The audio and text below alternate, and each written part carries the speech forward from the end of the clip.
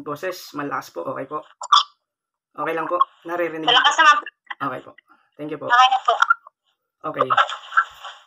Muli po ay salamat. After a month ay nakabalik po ulit ako. Praise God. Sa bawat buhay po na natin, ng bawat isa na nandyan po sa bahay po ni Sister Wen. Nawa ay kumusta po sa inyo lahat dyan. Hindi ko po kayo maisa-isa kasi alam ko po kayo ay galing sa mga kanya-kanyang gawain. Salamat po sa panahon. Salamat po sa pagkakataon din. I'll go straight na po dun sa topic natin. Alam niyo na po yung dahilan kung bakit ko po minamadali po ito. I request po na pakimute po ng mic. Yes. Baka naka-okay yung Sorry po. Okay. So, ang topic po natin ngayong gabi ay kukunin po natin sa John chapter 21, verse 15 to 19. Okay? So, since ang ating Panginoon po ay nagbigay po sa atin ng 66 number of books, so parang meron tayong maliit na library po, no? Babasahin ko po yung verse, yung passage, yung ating text, yung main passage po natin. Then, yung ESV tsaka po yung NBB. Okay po? So, tingnan po natin. When they had finished breakfast, Jesus said to Simon Peter, Simon, son of John, do you love me more than this? He said to him, Yes, Lord. You know that I love you. He said to him, Feed my lambs. He said to him a second time, Simon, son of John, do you love me? He said to him, Yes, Lord. You know that I love you. He said to him, Tend my sheep. He said to him the third time, Simon, son of John, do you love me? Peter was grieved because he said to him the third time, Do you love me? And he said to him, Lord, you know everything. You know that I love you. Jesus said to him, Feed my sheep. Truly, truly, I say to you, when you were young, you used to dress yourself and walk wherever you wanted. But when you are old, you will stretch out your hands, and another will dress you and carry you where you do not want to go. This is said to show by what kind of death he was to glorify God. And after saying this, he said to him, Follow me. Okay. That's from ESV. Ito naman po yung sa ating version. Pagkakain nila, tinanong ni Jesus si Simon Pedro, Simon, anak ni Juan, iniibig mo ba ako ng higit sa mga ito? Opo, Panginoon, alam ninyong mahal ko kayo, tugon niya. Sinabi sa kanya ni Jesus, kung gayon, pakainin mo ang aking mga batang tupa. Muli siyang tinanong ni Jesus, Simon, anak ni Juan, iniibig mo ba ako? Sumagot si Pedro, Opo, Panginoon, alam ninyong mahal ko kayo. Sabi ni Jesus, alagaan mo ang aking mga tupa. Pangatlong ulit na tinanong siya ni Jesus, Simon, anak ni Juan, mahal mo ba ako? Nalungkot si Pedro sapagkat 3 beses siyang tinanong ng mahal mo ba ako? At sumagot siya, Panginoon, alam po ninyong ang lahat ng bagay, alam ninyong mahal ko kayo. Sinabi sa kanya ni Jesus, pakainin mo ang aking mga tupa. Pakatandaan mo, nung bata ka pa, ikaw ang nagbibihis sa iyong sarili at pumupunta ka kung saan mo gusto. Ngunit, pagtanda mo, iuunat mo ang iyong mga kamay at iba ang magbibihis sa iyo at dadaling ka kung saan hindi mo gusto. Sinabi niya ito upang ipahiwatig kung paano mamamatay si Pedro at kung paano niya luluwalhatiin ng Diyos. Pagkatapos, sinabi sa kanya ni Jesus, sumunod ka sa akin. Okay, I hope po na nabasa niyo po yung main passage po natin. Yung title po ng ating topic ngayong gabi ay Mahal mo ba ako? Yan, mahal mo ba ako? Si Lord. Do you love me? Yun po yan. So, sa pagkakataon na ito, sa mga tanong na ipinahatid po ng ating Panginoong Hesus kay Pedro, animoy ang ating Panginoong Hesus ay tinatanggal yung balat ng puso ni Pedro, yung layer ng heart ni Pedro sa mga paraan ng pagtatanong ng ating Panginoong Diyos, sapagkat kung ilang beses po niyang tinanong si Pedro, para sa atin, yung tanong na yon bilang mga Kristyano, ito ay isang primary question. Do you love me? Hindi po ito secondary kind of question, ito po ay primary question. Ano po? So parang ang dating po niya, inilalagay po ng ating Panginoong Hesus ang kanyang daliri sa himaymay po ni Pedro bilang kanyang disipulo, sa kanyang himaymay para matest yung authenticity, yung pagiging disipulo po ni Pedro. Kaya tinanong niya, mahal mo ba ako? Mahal mo ba ako? So bilang tayo mga Kristyano o mga mananampalataya, mahal pa natin ang Panginoon. Okay, so kung tutusin, ito yung tanong na mayroong nakapaloob na heartbeat of Christianity. Okay, bilang Kristyano, kung tayo mananampalataya ay tayo nagmamahal kay Kristo. Okay, ito po yung hinihingi niya na pagmamahal mula sa atin para sa Diyos. Ito yung supreme kind of love. Tawag po doon is agape love. Okay, nung una po, nung hindi pa po tayo born again, so meron po tayong heart of stone. Ito po yun, matigas po yung puso natin, matigas ang ulo natin. Hindi tayo, since hindi natin kilala ang Diyos, hindi natin mahal ang Diyos. Mali yung pagmamahal na inuukol natin sa Diyos. So napaka-resistant po nung ating buhay, nung ating puso. Pero nung na-born again po tayo, nakakilala po tayo sa Diyos, binigyan po tayo ng Diyos ng pusong laman, heart of flesh. At kakakibat po noon, binigyan po tayo ng paraan kung paano tayo magmahal sa Diyos. Okay? Nung panahon na tayo po ay na-convert, lagi po tayong isang Christ lover, nagmamahal kay Kristo. Tama po ba? Okay. So, yung pagmamahal po kay Kristo ay isang napakahalagang elemento po niyan, yung element na ito, yung essential element na ito ay merong paraan o merong itong nakapaloob na tunay na nagliligtas na pananampalataya. Ulitin ko po. Yung pong pagmamahal kay Kristo ay merong mahalagang elemento ng tunay na nagliligtas na pananampalataya or true saving faith. So, ibig sabihin po nun, kapag tayo nagmamahal kay Kristo, so ibig sabihin po nun, meron po tayong true saving faith. Okay? Alright. So, balikan po natin yung nasa sa Lumang Tipan, sa Old Testament. Since ang Diyos po ay nagbigay ng commandments, pag tinignan po natin, sinuri po natin yung Bible, like, hindi po natin kayang suriin lahat-lahat po yun, sapagat marami po yan. Pero, again, dinidemand po sa atin, nire-required po sa atin na tayo po ay magbasa. From Exodus 20 verse 6, ito po yung sabi sa mga Jew, through Moses, 20 verse 6 ng Exodus, ngunit ipinadarama ko ang aking pag-ibig sa libu-libong salinlahi ng umiibig sa akin at tumutupad sa aking mga kautusan. Okay? So, meaning, ang Diyos ay nagpapadama, nagbibigay ng pagmamahal, pag-ibig. Para kanino? Exclusively sa mga umiibig sa Kanya. Okay? Sa mga umiibig sa akin, sabi po ng verse na ito. So, bilang karagdagan, para tayo ay makasama sa kaharian ng Diyos, okay, una, kailangan matanggap po natin yung redeeming love of God. Ibig sabihin po, kailangan po nating matanggap yung tunay na pagmamahal na nagbibigay ng daan upang tayo tubusin ng Diyos.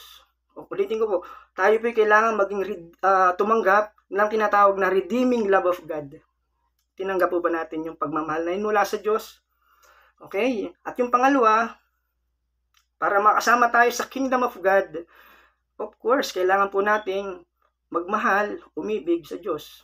Ipinadarama ko ang aking pag-ibig kanino? Sa libu-libong saling-lahi na ng mga umiibig sa akin. Okay. Alam niyo po sa Israel, meron pong isang klase at uri ng panalangin ang tawag ay Shema. Spelling po ng Shema is S-H-E-M-A. So itong Shema sa Israel is a kind of prayer which is serving as the centerpiece of their prayer in the morning, even in the evening. Nananalangin sila na nakapaloob po doon ay yung sinabi po sa Deuteronomy chapter 6 verse 5. Sabi po doon, ibigin mo si Yahweh na iyong Diyos ng buong puso, buong kaluluwa, at buong lakas. Okay? So ano po yung bottom line po doon is we need to love God. Yun po yung kailangan. Kailangan ay mahalin natin ng Panginoon. Yung bawat bigat at bawat pulgada ng ating buhay ay dapat merong nakalaan na pagmamahal. Kanino? Of course, kay Kristo, sa ating Panginoon Diyos. Okay, so maliwanag po yun, sa lumang tipan. Nire-required po ang mga Jew, hindi lamang po sila, pati tayo mga Gentiles, ay hinahanapan ng pagmamahal kay Kristo. Hindi lang si Pedro, pati tayong lahat. Okay? Alright, so balik po tayo sa topic. Ngayon, ito pong tinatawag na nagliligtas na pananampalataya ay kasing kahulugan ng tinatawag natin na loving Christ. Ulit, yung pong nagliligtas na pananampalataya ay synonymous o kasing kahulugan ng phrase na ito, loving Christ. Alright?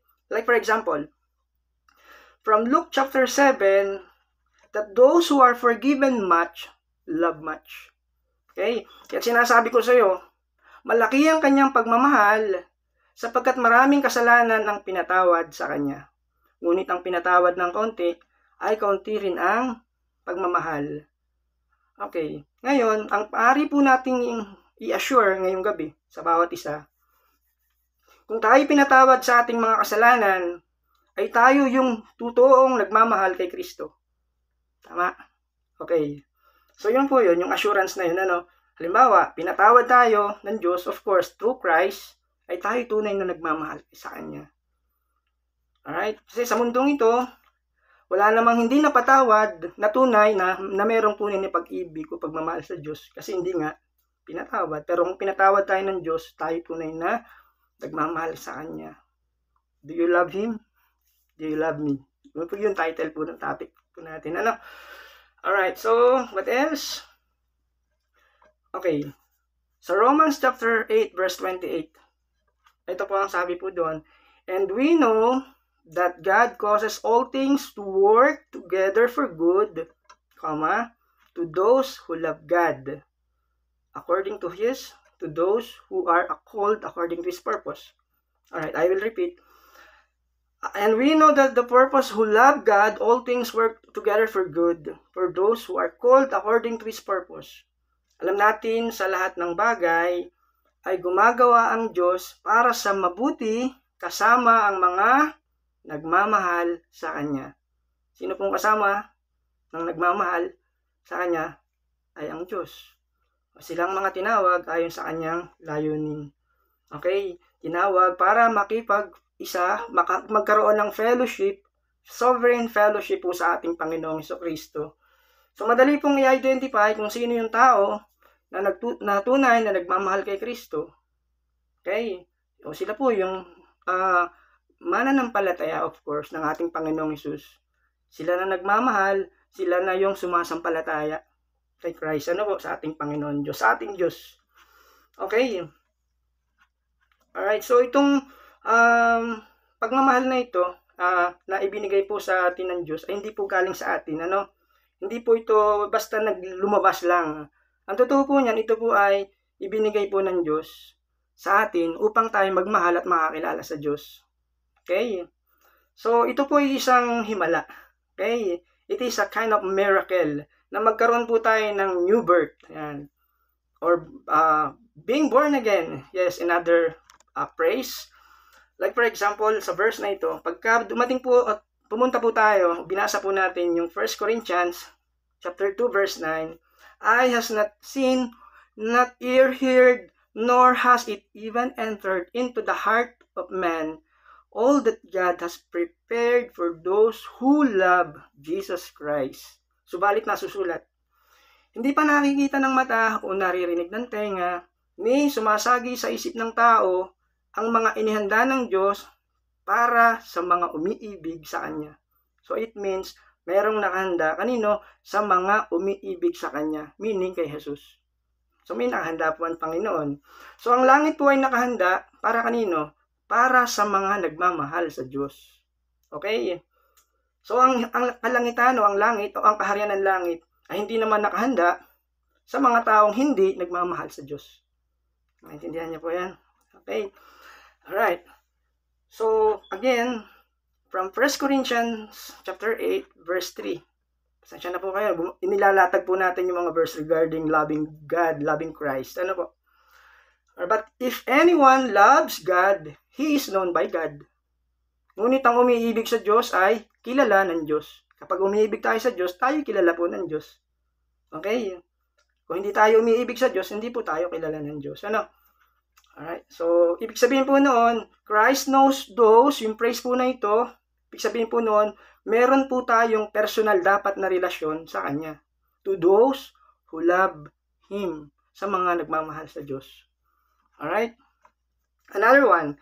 From 1 Corinthians chapter 16 verse 22. If anyone does not love the Lord, he has to be accursed.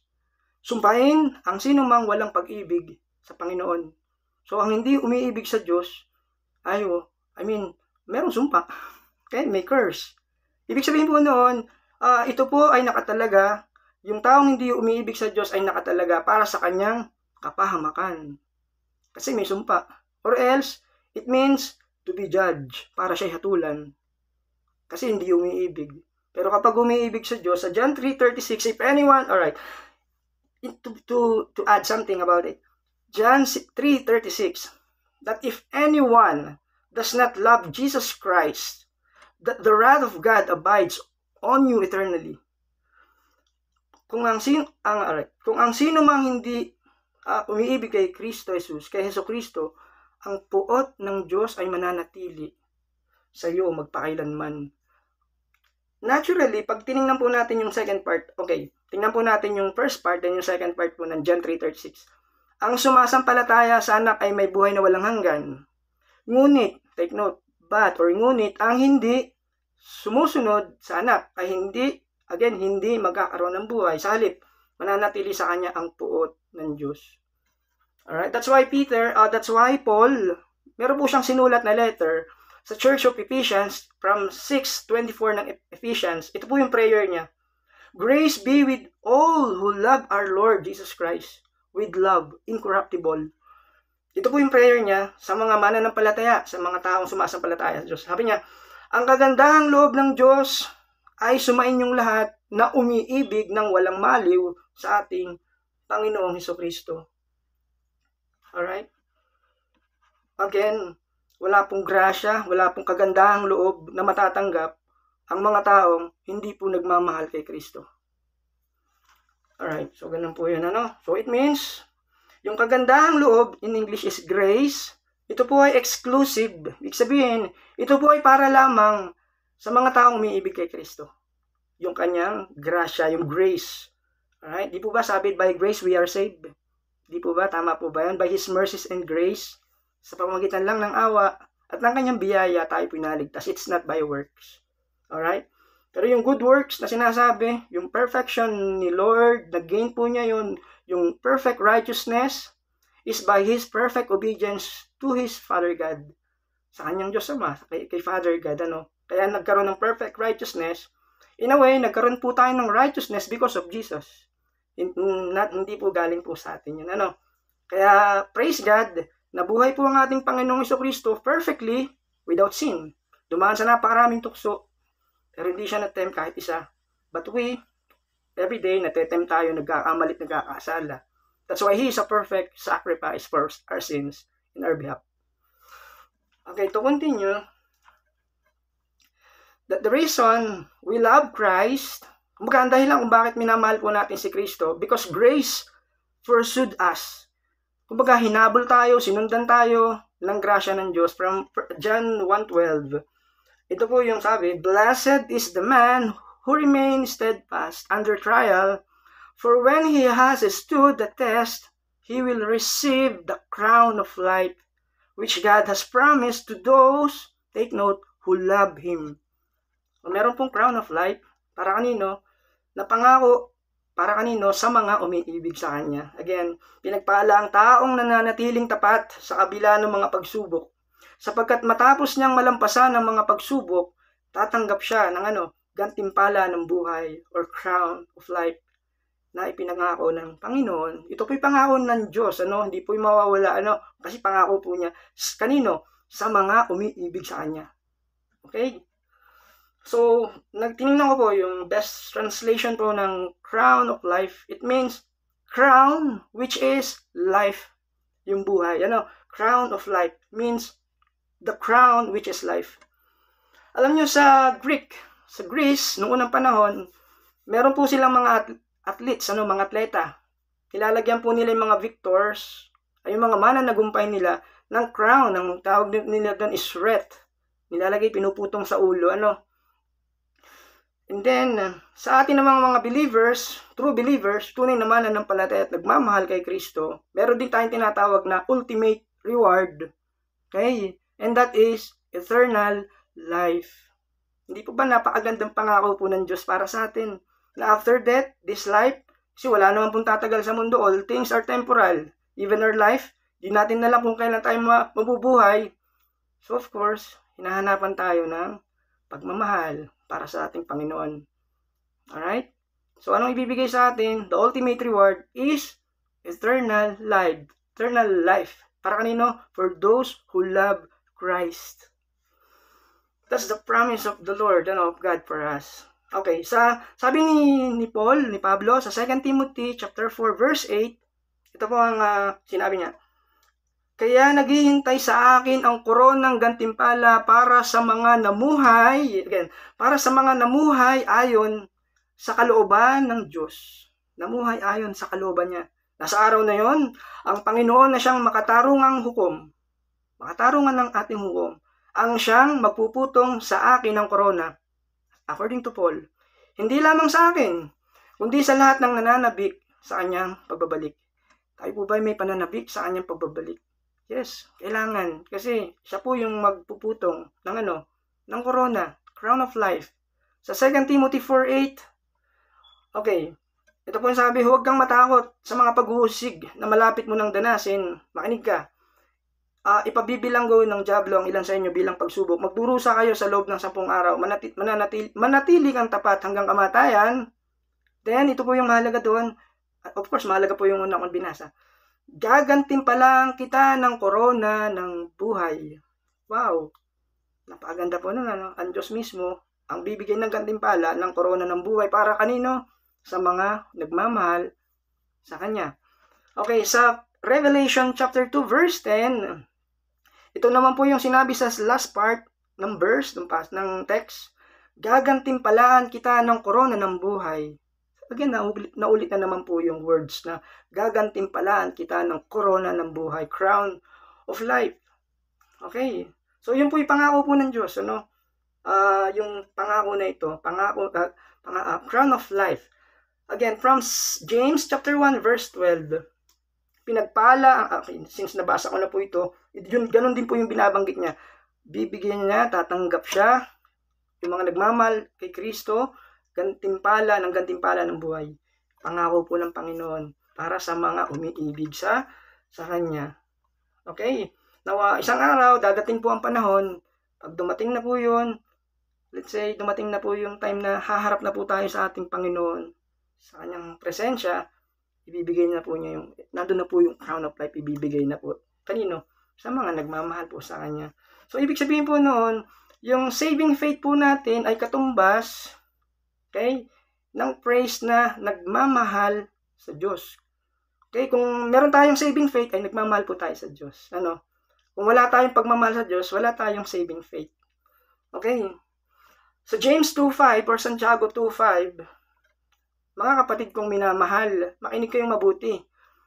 Hindi ba't pinili ng Diyos ang mahihirap sa mundong ito upang maging mayaman sa pananampalataya at maging kasama sa kahariang ipinangako niya sa mga umiibig sa Kanya. Okay? So, again, madali pong ma-identify kung sino po yung pinili o yung elect na sinasabi. Na kapag ang isang tao ay na-convert to being born again, madali lang pong i-identify. Sila po yung mga tao na umiibig kay Kristo. Okay? Pinili ba talaga tayo? So, sila po yung nagmamahal kay Lord. Alright? Kay Jesus. Sila po yung sumasampalataya kay Jesus, of course. Sila po yung mga tatanggap at tumanggap ng kaharian ng Diyos. Yung pong nagmamahal sa Kanya. So, tayo magiging tagapagmana, okay, ng Kanyang kingdom. Heirs, sabi niya, no? Yung mga umiibig kay Kristo. Sa Romans 8:17, at yamang mga anak, di ba, naging anak tayo dahil sa ating pananampalataya at pagtanggap kay Jesus. Tayo yung mga tagapagmana na ng Diyos, at kasamang tagapagmana ni Kristo. Sapagkat kung tayo kasama niya sa pagtitiis, tayo yung makakasama niya sa kanyang kaluwalhatian. Alright, so that is the epicenter kung pag-uusapan po natin is being Christian. Right? So, napakaganda po nun, ano? So, being a believer is becoming a Christ lover. Hindi po tayo nagtitiis sa isang relihiyon lang, ano? Sa isang religion. Tayo po ay nagmamahal kay Kristo at ine-enjoy po natin yung kaligtasan na ibinigay po sa atin ng Panginoon. Amen? Okay. So then, yung pagmamahal po na ibinigay ni Kristo sa atin is not static. Hindi po ito stable, hindi po ito constant. Ito po ay nagbabago. Maaaring tumataas, bumababa po yung level ng pagmamahal po natin sa Kanya. Minsan tayo umiinit ang pagmamahal sa Kanya, minsan lumalamig. Ano po? So, kaya minsan upswing, pataas, minsan man downswing yung ating pagmamahal sa Kanya. Pero hindi po kailangan mangyari yun, ano? Pero ganun po yung nangyayari, minsan hot, minsan ay cold. But then yung pagmamahal po natin kay Kristo is constantly fluctuating. Alright? Kaya naman kailangan po natin para hindi po pabago-bago, taas, baba yung level, taas, baba, mainit, malamig. So kailangan po natin na sundin yung mga paraan na itinuturo po ng simbahan, ng church. Okay, kailangan po natin na magkaroon ng time, ng panahon na kasama po ang ating Panginoong Jesucristo. Magkaroon ng panahon para sa Word of God. Pagbabasa, of course. Panahon para sumamba, mag-worship sa Diyos. Ganon din naman, panahon para makipag-fellowship. Mahalaga po yun, ano? Makipag-fellowship, hindi sa mga non-believers, kundi dun sa mga kapwa, mananampalataya o nagmamahal din kay Kristo. Para na sa ganun, yung pagmamahal natin kay Kristo ay nananatiling mataas po ang level. Kasi kapag lumayo tayo dun sa sirkulasyon na ginagawa natin dapat bilang Kristiyano, mga gawain, tayo po ay bahagyang lalamig ang pagmamahal po natin sa ating Panginoon. So, kasi kapag ginagawa po natin, Word of God, prayer, worship, fellowship, okay, ang galing po niyan, para naglalagay po tayo ng gas, alam niyo po yun, kerosene. At lalo pong lumalakas, umiinit, lumalakas po yung apoy ng ating pagmamahal kay Lord, kay Jesus. Okay, kapag wala tayo sa panalangin, sa prayer, ay bahagyang lalamig, lumalayo tayo, lalamig yung faith natin, ano, so kailangan po natin na gawin po yun, ano, pinupursu po natin as part po ng ating Christian life. Alright, sa Philippians chapter 1 verse 9, again, this is the prayer of Paul to Philippians, Church of Philippians. And it is my prayer that your love may abound more and more. 2 beses pong sinabi ni Paul, more and more, with knowledge and all discernment. Idinadalangin ko sa Diyos, ito po ay panalangin niya, na ang inyong pag-ibig ay patuloy na sumagana at masangkapan ng malinaw na kaalaman at pagkaunawa. So, napakagandang panalangin po, ano, ni Paul. Lalong sumagana, ibig sabihin, yung pag-ibig natin, kailangan i-level up. Kung yung noon ang level ng pagmamahal natin kay Lord ay level 1 o level 2, level 3, itataas po natin. Ano po? So, yun po yung panalangin na ni Paul. At maaaring panalangin din natin para sa iba. Alright? So, ganun po yung panalangin po ni Paul. Then, kasi nga po, ang pagmamahal na iniuukol natin sa Lord ay hindi naman po ito nagiging stagnant or stable. Again, it is fluctuating. Nagpa-fluctuate up and down. Okay? Kaya yun po yung prayer po ni Paul. That your love for God, yes, sabi niya, your love for one another will abound more and more than what it is today or right now. So, yun po yung panalangin natin. Kumaga, he is praying for the next level of our devotion to Christ. Get it? So, ganun po yan, ano? Itaas yung level ng devotion. And then, yun po yung sa Ephesus. But at the same time, yun din po yung sa ating, sa mga Kristiyano. Revelation 2:4, and he commends them all these things. Sabi niya sa Revelation 2:4, but I have this against you. You have abandoned the love you had at first. Sapagkat nung una, mainit ang pagmamahal ng mga Church of Ephesians kay Lord. Pero ito po yung sinabi ni John sa Book of Revelation, patungkol naman sa Ephesians, sa Church of Ephesians. Subalit may isang bagay na ayaw ko sa iyo. Iniwan mo na ang pag-ibig mo nung una. Iniwan nila pag-ibig nila nung una. Pero alam nyo, sa verse 5, nung Revelation 2:4, sa verse 5 niya, is merong mga steps, kung paano babalik sa Panginoon. Okay, ito po yung sabi niya. Alalahanin mo ang dati mong kalagayan. Pagsisihan mo at talikuran, ito po yung alalahanin ang dati mong kalagayan. Pagsisihan mo at talikuran ang iyong masasamang gawa at gagawin mong muli ang ginagawa mo noong una. Kapag hindi ka nagsisi, pupunta ako dyan at aalisin ko sa kinalalagyan ang iyong ilawan. Alright? Okay, so sinasabi lang po niya na nung unang nakakilala po tayo kay Kristo, meron po tayong excitement, meron po tayong honeymoon love for God, for Jesus. Excited po tayo na makinig ng worship, sumamba sa Diyos, makinig ng worship song. Pero pag dumadating po yung panahon, habang tumatagal, na itong pagmamahal na ito ay lumalamig. Naramdaman niyo po ba yun minsan? At minsan nga, nagiging tayong maligamgam. Okay, meron pa nga pong verse tayo nabasa doon na kapag tayo maligamgam, isusuka tayo ng Panginoon. Alright, sa Book of Revelation.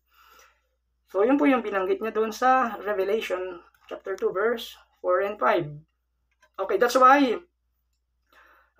we need to revive yung ating pagmamahal para sa Diyos. Kailangang mabuhay muli yung init natin para mahalin uli siya. That's why si Jesus ay nagtanong kay Pedro ng napaka-importante at napakahalaga na tanong, do you love me? Mahal mo ba ako? Yan. 3 times. Can you imagine, 3 beses po yung binitawan ni Lord. So, ibig sabihin po nun, may mga kahulugan po yun, may mga implication po yun sa buhay. Spiritual life ni Pedro. Hindi lamang basta tanong, mahal mo ba ako? Yes or no? Hindi po ganun. Okay? Do you love me? Mahal mo ba ako? Sapagkat alam po natin na si Pedro, pag dinescribe po natin, ay isang Kristiyano, of course. He is a believer of Christ. Siya po yung isang nagmamahal din kay Kristo na tulad po natin. So, maaaring lahat po ng tunay na mananampalataya ay nagmamahal po kay Kristo. Sumusunod po sa Kanya. Okay? So, maaaring wala tayong dapat pagsisihan dahil nakakilala po tayo sa Panginoon. Wala pong ganun. May regrets ako kasi nakakilala ko sa Lord. Wala pong ganun tunay na believers. Po? Okay? So, but then again, yun nga, yung pagmamahal natin sa Panginoon is either na maaaring tumataas at bumababa. At yun po ay yun po ay depende sa napakaraming mga factors or concern. Kasi araw-araw po ba naman, di po ba, nararanasan po natin, hindi lang 1, 2, 10, 100, 1,000 na mga distraction sa buhay po natin na nagiging dahilan upang tayo po ay mawala sa focus sa pagmamahal po kay Kristo. But then, yun po yung nangyayari. We need to revive po. Sa John 21:15-17, tingnan po natin yung nangyari po doon. Alright. So then, sa una, doon sa panahon na ito, the Lord Jesus want to have a recommission. Gusto po niya ibalik si Pedro muli sa presensya ng ministeryo. Yan po, Alright? Okay. Liwanagin ko po ng kaunti ito. So there is recommission for Peter from the Lord. Kasi doon pa lang sa tanong, merong tinatawag na diagnostic, hindi test, diagnostic question. Parang tinetest po niya si Pedro, yung kanyang spirituality, yung level po ng spirituality po niya. Ang salitang recommission, ibig sabihin po nito, ay ito po isang formal na paghingi muli ng isang espesyal na gawain mula sa isang tao. Okay, si Pedro, Alam niyo po nung panahon na nakakilala po siya sa Diyos, siya po isang mangingisda, isang fisherman. Pero dumating po yung time, since na si Lord, nung after ng persecution, si Lord po ay namatay, then after 3 days nabuhay. Nung panahon na wala po si Lord, bahagya pong humiwalay si Pedro. Bumalik po siya sa dati po niyang ginagawa. Alright? But then, yung pong pagkakataon na ito, nais po niya ibalik sa serbisyo. Yan. Si Pedro. Okay? Para sa isang napakahalagang ministeryo. Alright? So then, si Pedro po sa totoo lang, ang siyang magiging team leader ng ministry is particularly nang si Lord ay umakyat na po sa heaven. Okay, siya na po yung magli-lead sa mga disciples. And at the same time, siya po nang magdadala ng gospel para sa mga Hebrew, sa mga Jews. Okay? So then, ang plano po ng ating Panginoon, kung maalala niyo po sa Book of Acts, si Pedro po yung magiging primary teacher, magiging primary speaker po sa early church. Si Pedro po yun, yung ginamit po ng Panginoon. So, yun po ay mangyayari ayon po sa sinabi po ng Panginoon. Alright, so tingnan na po natin muli yung John 21:15 to 17 muna. Okay. Alright, so nung panahon na ito, si Lord po ay naghanda po ng pagkain, ng breakfast, Okay, siya po yung sabi niya, ito, pagkakain nila, tinanong ni Jesus si Pedro, Simon, anak ni Juan, iniibig mo ba ako ng higit sa mga ito? Opo, Panginoon, alam ninyong mahal ko kayo, tugon niya. Sinabi sa kanya ni Jesus, kung gayon, pakainin mo ang aking mga batang tupa. Muling tinanong ni Jesus, Simon, anak ni Juan, iniibig mo ba ako? Sumagot si Pedro, opo, Panginoon, alam ninyong mahal ko kayo. Sabi ni Jesus, alagaan mo ang aking mga tupa. Okay. Alright, so, then nung time na yon, sila po nasa paligid po ng isang campfire, Baga, nag-aalmusal, nagkumakain sila, almusal. Then, kasama po nila doon yung iba pang mga disciples. Actually, meron po siyang 7 kasama na disciples si Lord po nung time na yun, Pero si Pedro, again, si Pedro po, siya po yung disipulo o disciple na nag-deny po kay Lord ng 3 beses. Okay? So, John 21 verse 3, ito po yung pakilala ni Pedro sa kanyang sarili, mangingisda ako. Yung po, fisherman po siya, But then, si Pedro, nung time na yun, okay, balik po tayo sa 21 verse 15 part B. Alright, so, sabi niya, sabi ni Lord kay Simon Peter ito, do you love me more than this? You see that phrase, more than this? Okay, ano kaya itong phrase na more than this? Mahal mo ba ako higit sa mga ito? Okay, so according po sa mga pagbabasa po natin sa mga commentaries, probably it referring with the profession, yung pagiging mangingisda po ni Pedro. Mahal mo ba ako? More than this? Mas mahal mo ba ang profession mo compare sa akin? Yan, yun po yung sinasabi niya. Alright? Kasi nga, sa John 21:11, sabi niya, kuya't sumampa sa bangka si Simon Pedro.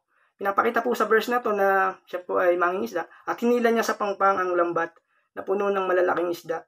153, lahat nahuli nila. Hindi nasira ang lambat kahit ganon karami ang mga isda. Alright, so yun po yung trabaho niya, Mahal mo ba sabi niya, mas mahal mo ba ang iyong lambat? Yan, ang iyong profesyon kumpara sa akin. Sa John 21 verse 3, again, mangingisda ako, sabi ni Pedro, sasama kami. Sabi nila, kasama ng ibang mga kasama niya nung mga panahon na yon. So, nandun po yung pagiging devoted, okay, ni Pedro sa kanyang trabaho, pagiging mangingisda. Okay. But then, sa Matthew 4:9, sinabi po ng Panginoon na kapag sumunod ka sa akin, magiging devoted ka naman, hindi lamang sa mga isda, yan, kundi bilang pagiging mangingisda ng mga tao. Yan, fishers of men. Sa 4:19, ito masabi ni Lord sa mga disciples, sumunod kayo sa akin. So, sumunod kayo, it means hindi lang kay Pedro, sa mga disciples, at gagawin ko kayong mga mangingisda ng mga tao. So, that phrase referring to the other disciples. Okay? Alright, sa 26 verse 33, sumagot si Pedro, sabi po niya doon, ito po yung kanyang, medyo mabigat po yung binitawan ni Pedro dito. Kahit na po kayo'y iwan ng lahat, kahit na po kayo iwan ng ibang disciples or mga alagad, sabi ni Pedro, hindi ko kayo iiwan. Okay? Hindi ko kayo iiwan. Hindi daw niya iiwan ng Panginoon. Pero dumating nga po yung time, Peter denied the Lord 3 times. But then, kung maalala niyo po, yung tanong po ni Lord sa kay Pedro, sabi niya, Simon Peter, do you love me more than this? More than this. Okay. So that question is a kind of question that wherein there is the word love. Do you love me more than this? So let me explain something shortly about the word love. The word love na nakapaloob po doon is a kind of love known as agape love. Agape. Or what is agape? Okay, agape love is a strongest word in the Greek language. Okay? So when we talk about love, according to some reading, yung agape po ang sinasabi ko, it speaks of a love with deep commitment and strong affection. Yun po yung gusto po ng Panginoon. Ito po ay pag-ibig na may malalim na pangako. Yan, may malalim po na pangako at merong mataas ang intensity ng pagmamahal. Yun po yung hinahanap po ng Panginoon kay Pedro. Hindi lamang brotherly love o yung phileo na sinasabi sa Greek word. Ano po? Okay. So, one more is that when we talk about agape love, ito po ay a first loyalty to the one you love. Passionate about the one you love. Isang matinding pagmamahal na merong mataas na katapatan sa taong mahal mo. Agape love. Passionate dun sa taong mahal mo. Agape is a word, of course, used in the Bible. Ito po yung Greek word, ano? It refers to a pure, willful, sacrificial love that intentionally desires another's highest good. Ito po isang dalisay, kusa at sakripisyong pag-ibig na sadyang naghahangad ng pinakamataas na kabutihan ng iba. Sacrificial love, in short. Okay, yun po yung sinasabi niya. That's why Jesus said, do you love me? How many times? 3 times. Okay pa po ba tayo mga kapatid? Okay. Do you love me more than this? Ano nga ba yung, again, other reading, ano po, yung ginawa po natin. May 2 possibilities po tayong tiningnan. So then, more than this, not only po yung mga kabuhayan niya, pati na rin yung mga kasama niya. Do you love me more than the disciples? Kasama po niya kasi mga disciples ni Pedro nung time na yon. Iwan na kayo ng lahat, Panginoon. Pero ako, hindi ko kayo iiwan. Pero dumating nga po yung pagkakataon that Peter denied the Lord. Sa 26:33 ng Matthew, sumagot si Pedro, kahit na po kayo iwan ng lahat. Sabi niya, hindi ko kayo iiwan. So sa pagkakataon na ito, by looking at this phrase or this text, that Peter elevating himself, kumbaga, mas itinataas ni Pedro yung sarili niya kumpara sa ibang mga alagad. Alright? So, nandun po yung ini-elevate po niya. They will fall away, but I will never deny you, Lord. Pero alam niyo kung ano pong nangyari. Alam niyo na po kung ano nangyari, di po ba? Dininay nga po ni Pedro ng 3 beses si Lord. Do you love me more than these other disciples? Okay. So, other possibility nga po, kaulit ko lang po kanina, is yung mga fishing boats. Mas mahal mo ba itong mga fishing boats mo? O mga nets na ito? Mga lambat? Kumpara sa akin. Do you love me more than this? Okay. So, yun po yung question or diagnostic question ni Lord para kay Pedro, na para kay Pedro ay tumatagos hanggang sa kanyang buto. Okay? Ibig sabihin po nun, nasaan ang puso mo, Pedro? Nasaan ang puso mo? Okay? Nasaan ang iyong buhay? Nasaan yung pagmamahal? Nasaan ang iyong devotion sa akin? Yan. Okay? Do you love me more than this? Do you love me? Alright. So, ganun po yung tanong na talagang para kay, kung isipin natin, isang nakakahiyang tanong. Kasi kasama po ni Pedro, yung mga alagad, kasama niya si Lord. Para example po niya, nasa isang tayong Bible group study, kunwari lang sa isang couple, sa isang mag-asawa, yung isang asawa nagtanong sa kanyang partner, do you love me? Ay nasa gitna po ng Bible study. Di po ba nakakaya po yun? Do you love me? Okay. So then, there is the answer from Peter and he said, yes. Sabi niya, oo, Panginoon, opo, Panginoon. Ang tawag po dun is affirmative answer. Ina-affirm po niya. Sinasang-ayunan niya na mahal po niya si Lord. Mahal po ni Pedro si Jesus. Okay? Sapagkat alam po natin that all believers love Jesus. Okay? Yun po yun. If we love the Lord, we need to love Him. Okay? Yun po yung tunay doon. Ano? Now, sa John 21 verse 16, but before that, yes Lord, you know that I love you. Sabi po ni Pedro, ano? Sa John 21:16, muli siyang tinanong ni Jesus, Simon, anak ni Juan, iniibig mo ba ako? Second time, iniibig mo ba ako, Juan? Sumagot si Pedro, opo, Panginoon. Opo, Panginoon. Malakas po ang kanyang, yung confident po siya. No? Alam ninyong mahal ko kayo. Okay? Kumbaga, aware po kayo na mahal ko kayo. But that's the second question na ibinigay po ng Panginoon. Alright? So then, yung ginamit po na word kanina, as I said, is the word agape. Agapeo.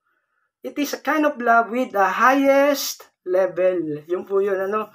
Siya lamang po ang Panginoong Hesus, ang Diyos lang po nakapagpakita ng agapeo, ano? Pinakamataas na level. Nung ang Panginoon ay namatay sa cross, binigay po niya yung kanyang buhay, kaisa-isang buhay para sa atin na makasalanan. Okay? So, there is a kind of love with the strongest measure. Agapeo, agape. Hindi po pileo. Okay? Alright, now, this kind of love is agape na gusto po ng Panginoon. Of course, galing po mismo yan sa Diyos. Ano? Yung agape. Alright, so itong pagmamahal na ito, itong agape na to, ay ibinubuhos po sa puso ng mga believers sa pamamagitan po ng Holy Spirit. Alright, Romans 5 verse 5. At hindi tayo binibigo ng pag-asang ito sapagkat ang pag-ibig ng Diyos ay ibinubuhos na sa ating mga puso sa pamamagitan ng Espiritu Santo na ipinagkaloob sa atin. Amen? So, napakagandang ginawa po ng Diyos, ano? Hindi tayo binibigo ng pag-asang ito sapagkat ang pag-ibig ng Diyos ay ibinuhos, past tense, sa ating mga puso. Saan? Sa puso po natin, sa pamamagitan ng Holy Spirit na ibinigay, pinagkaloob po sa atin. Amen. Alright? So, ganun po yung kagandahan po na, alam niyo po yun na talagang tayo po ay sumasampalataya at nagmamahal ng totoo sa ating Panginoon. Sa 1 John 3:16, dito natin nalalaman ang pag-ibig. Ito po. Inialay ni Kristo ang kanyang buhay para sa atin, kaya't dapat din nating ialay ang ating buhay para sa mga kapatid. Alright? So, dahil sa pagmamahal ng Diyos sa atin, pag-ibig niya sa atin, nagagawa po nating magmahal. Okay?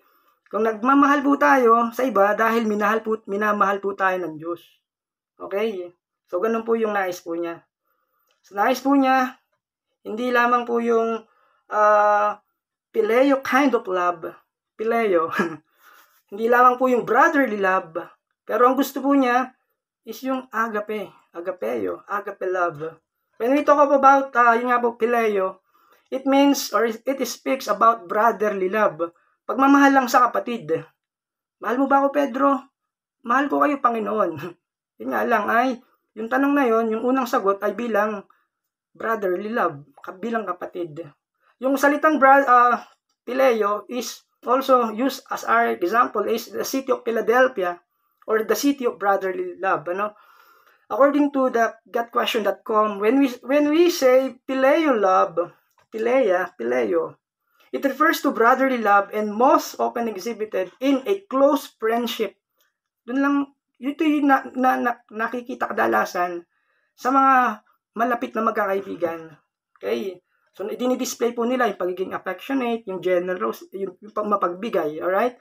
Like what happened dun sa scripture, like sa time ni David, ni Jonathan, sa 1 Samuel 18 verse 1 to 3. Alright, ito pang nangyari. Dahil sa pagmamahal, sa verse 3 na po ako, dahil sa pagmamahal ni Jonathan kay David, isinumpa niya na sila'y magiging magkaibigan habang buhay. So there is a kind of friendship love, agapeo, agape. Baga, magkaibigan, buddy-buddy, yan, magkasama. Pero hindi po yun yung nais lamang ng Panginoon sa atin, kundi yung agape, kind of love. So then, yung mga bagay na yun, talagang mahalaga po yan, ano? Ngayon naman, we are now reached sa point na we need to temporarily end our topic. But then, we will try to continue if we have time, if time permits. Okay, so, alam niyo na po kung bakit. Alright, so, i-conclude ko lang po din, closing prayer po. So, ayon po sa ating natutunan po dito, that God really loves us. Mahal na mahal po tayo ng Panginoon. But then, He wants from us is our true love for Him, for Jesus. That, based on this study, minamahal po ng Panginoon si Pedro, despite, sa kabila po ng, si Pedro po ay nandun po yung imperfection. Yes, we're not perfect. God is only the one who is perfect. But then, ginamit pa rin po ng Panginoon si Pedro. And the same, every one of us, o maaaring ang bawat isa sa atin ay maaaring gamitin din ng ating Panginoon despite of our weaknesses and imperfection. As long as we obey. Sabi niya, if you obey, if you follow, and feed my lamb, I will make you a fishers of men. Okay? So, tayo po'y manalangin. Panginoon, salamat po, Lord. Sa panahon, oras, Lord, I want to give you all the praise and honor. Salamat po sa mga narinig ko. Through Dr. Steve Lawson, I give them the honor and praise and I acknowledge them, Lord. Sir John MacArthur. I-bless niyo po ang bawat isa as we receive all the information and important knowledge from your word. Lord, we want to glorify your name. Just, Lord, teach us how to obey. Kasi nandun po yung pagsama niyo sa amin through the power of the Holy Spirit. Salamat po, Lord. Sa pangalan ni Jesus. Amen. Amen. Praise God. Okay na po.